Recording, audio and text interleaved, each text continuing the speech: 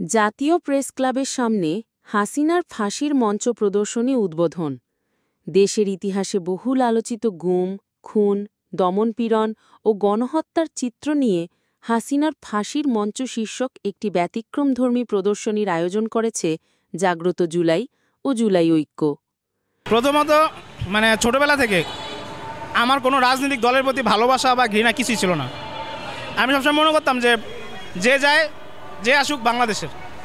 যখন বয়সটা বাড়লো, আস্তে আস্তে বড় হতাম, তখন দেখলাম যে আমরা আবিষ্কার করলাম যে এমন একটা শাসকের অধীনে আছি যে আমাদের না, যে আমাদের হয়ে কিছু বলে না, আমাদের হয়ে কিছু করে না, আমাদের কোথাও কোনো অধিকার নাই।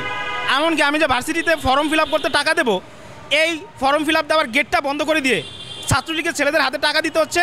তারা ওই টাকা দিয়ে এরপরে এক্সট্রা যে টাকাটা থাকে ওটা থেকে ইচ্ছা মতো রেখে দিয়ে এরপর মনে চাইলে আমাদেরকে ফেরত দিচ্ছে। এরকম একটা রাষ্ট্রপতি আমরা বড় হয়েছি। মারছে, খুন করছে, পিটাচ্ছে, কিছু করছে, যা ইচ্ছা তাই করছে।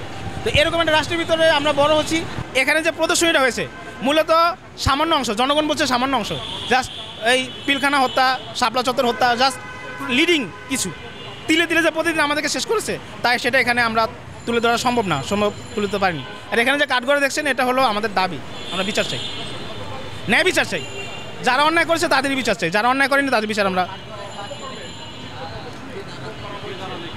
আপনারাই জানেন কার দাঁড়ানো উচিত, কারা হত্যাকাণ্ডের আদেশ দিয়েছে, কারা এটাতে প্রত্যক্ষভাবে জড়িত, কারা এই হত্যাকাণ্ড করেছে, আপনারা জানেন।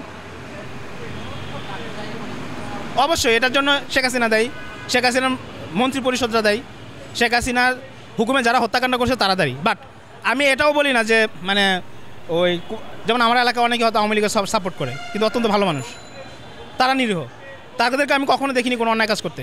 তারা নিজেদের দলেরই বিরোধিতা করেছে।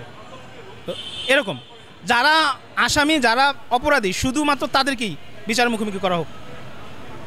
নতুন বাংলাদেশে কোনো নিরপরাধ মানুষকে হয়রানি না করা হোক, এটা আমাদের চাও, আর কিছু না।